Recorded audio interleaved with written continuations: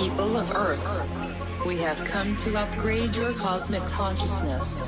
DNA activation ready. In 3, 2, 1.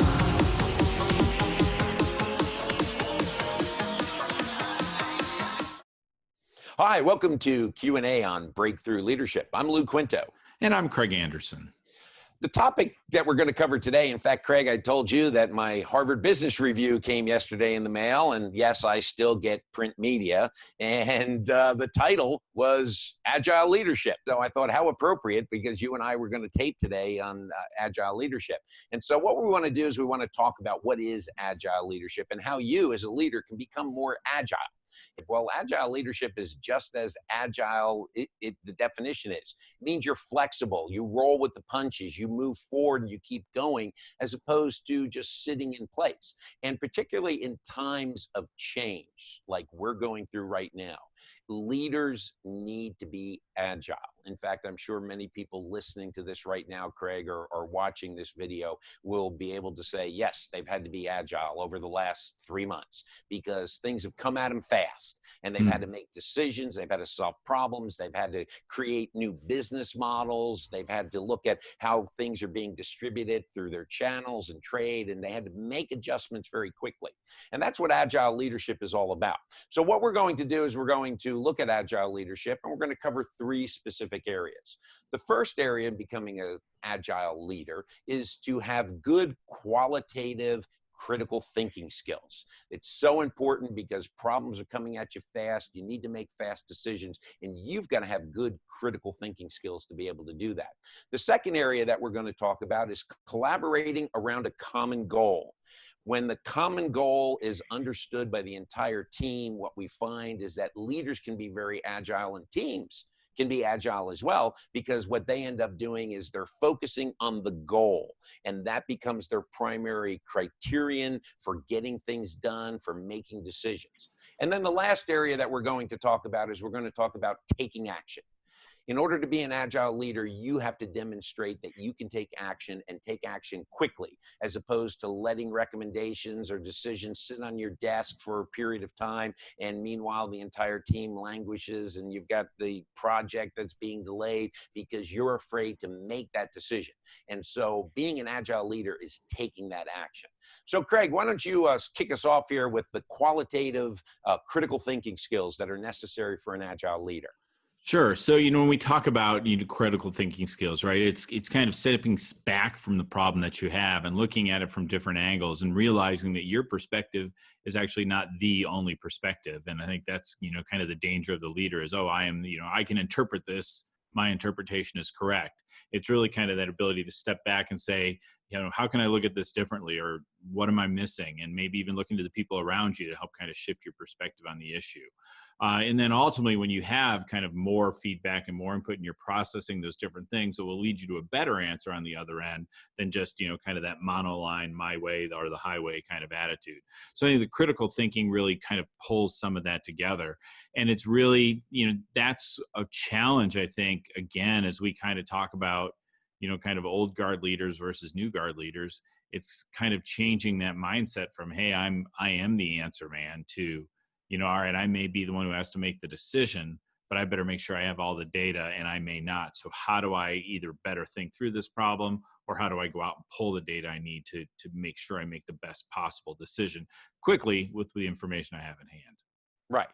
And when it comes to decision making, obviously there's a lot of fear involved because you don't know the future. You don't know how people are going to react to it. You don't know the impact or the effect that it may have. And so a lot of people sit back and they just, don't make their decision. One of the things I always tell people is that when you make a decision, in my years of working in critical thinking skills, you can only make a decision based upon the information and data that you have available to you right now. Now, will that data change? Yes, that data will definitely change. We can look at historical events or historical decisions that were made in the past and look back and say, God, that was a horrible decision they made. But at the time, they didn't know what we knew. And that hindsight isn't available when you're making the decision. Now, one of the things you talked about is looking at a problem from different perspectives. When I work with different groups and leaders and talk to them about running around a problem to look at different perspectives, I give them some specific milestones. or guideposts. I always tell people, look at it from 5 different areas. Look at it from the people perspective. Look at it from the equipment perspective. Look at it from the process perspective. Look at it from the material perspective. And then also look at it from the current environment perspective. What's going on? And when you run around a problem and look at it from those 5 areas and you put that method into your head, it helps to get those blinders off of you so that you're just narrow focused and looking at it from your perspective. The other thing too, and again, we talked about this in a previous episode, probably several times, is that you've got to check your ego at the door and get input from the people who are involved in the problem or will be implementing the decision. They have answers and data that you currently don't have. And that's part of good qualitative critical thinking skills, which are necessary to be that agile leader, to grab the data, to be able to frame up the problem and make a decision and move forward with that decision. Will it be the right decision? Who knows? But it'll be an accurate decision. And if you need to go back, do some rework, fix what was broke, and keep moving forward. Okay. All right. The second area that we're going to talk about is we're going to talk about collaborating around common goals. If you want to become a more agile leader, the first thing you need to do is you need to have that brass ring, that proverbial brass ring that was on the merry-go-round that kids used to try to grab, and that's what they would focus on. Is every time they went around that carousel, they were trying to focus and grab that ring. That's the same way when it comes to working with people. We've got to give them that brass ring. And so the agile leader needs to make sure that they're communicating, here is our goal, so that when people are off working on their own, whether it be in an office eventually or remotely, they have something that they can focus on, that they can measure their work, their productivity based upon that particular goal. And that gives the leader the opportunity to prevent them from getting down into the weeds because everyone's focusing on the same goal, as opposed to constantly regrouping and saying, now here's the goal, we changed it a little bit. No, you've got to have that clear goal from the beginning, and then you get that collaboration, and it helps to make you a more agile leader. Yeah, I think, one of the things that in the work I do, because I'm doing a lot of work on helping leaders build business plans that work for them and work for the business. And the thing we spend a lot of time on up front is really clarifying the vision. We've got to get crystal clear on exactly what it is we're building, what success looks like, and what we're shooting towards. Because if we as the leader understand all those things, and then we can communicate that clearly to the team, that helps them to see, okay, this is where we're going. And when they understand kind of where things are going, that allows them to contextualize, anything that comes up during the course of business. And I think the other piece that's important in that is, when it's really clear what the goals are, then you can start working towards and getting everybody united on that goal, helping everybody understand what their role is in achieving those goals. Right. So they understand, if I'm the call center person or the marketing person or I'm the salesperson, what is my role towards getting to that number or that product or whatever it might be? And that starts to help really build not only, the ability to function better overall as a leader, but it really ultimately helps with your employee engagement as well, because now everybody understands where we're going. You get everybody rowing in the same direction. And, the questions reduce because everybody's really clear. It's a tough thing to achieve as a leader, but if you can really get focused on it, that allows you to kind of move things forward. And then as change happens, as change inevitably does, you can contextualize it in, within the context of that goal and the vision of where you're trying to go. So people say, all right, I understand this happened, so now we have to go here. Right. But again, that's really incumbent upon the leader to be really clear on what they're trying to build. So I think that helps towards getting to where we want to go about getting everybody aligned with common goals. Right. Yeah. And following what you just said, nice transition there, is about moving the ball forward. Is the third area is taking action. A leader needs to be not just the person who is driving and promoting change or progress. They need to be the change. They need to be the progress. And part of being an agile leader is to be able to move very quickly, based upon what you're seeing in front of you. And I'll use a sports analogy here. It's almost like a quarterback that comes out of the huddle, has called a play to, gain some yardage in a football game, and then gets to the line of scrimmage and looks at the defense, and the defense is in a different position that he knows in his mind is the play that he's called is not going to work. And so he calls an audible very quickly, where he just shouts out a new play. Everybody reorganizes themselves, and then they run that new play. And that's taking that action. If you're moving forward and being able to be that change, to be that action, really demonstrates your agility, as opposed to getting up to the line and seeing that things aren't in your favor, and then you end up stalling. And no one goes anywhere. And so your motivation drops, the team gets discouraged. You've got to be the change. You've got to be the action. Yeah. And I think the other piece I'd add to that is kind of the idea of imperfect action. As you said earlier in this is, you're not always going to have you have to act on the information you have. And, perfect is the enemy of good enough. And it's really hard to be perfect in every decision and every execution. So you need to take the information that you have, especially, as we've gone through these pandemic times, right? The goalposts kept shifting. What we had to worry about kept shifting. So you need to be able to kind of thread that needle and say, all right, this is what I know right now. I've pulled all the information. I've looked at it from different perspectives.